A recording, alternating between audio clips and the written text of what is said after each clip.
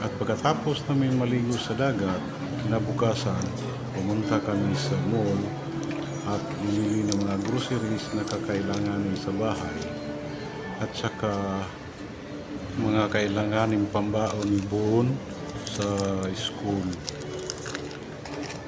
Naghiwalay kami ni Mrs. sa pagpili ng mga items para hindi kami abutan ng mataas na pila doon sa cashier. Ako ang pumili ng mga kakailanganin sa bahay, sa kusina, at si Mrs. naman ang pumili sa mga kakailanganin doon sa paralan.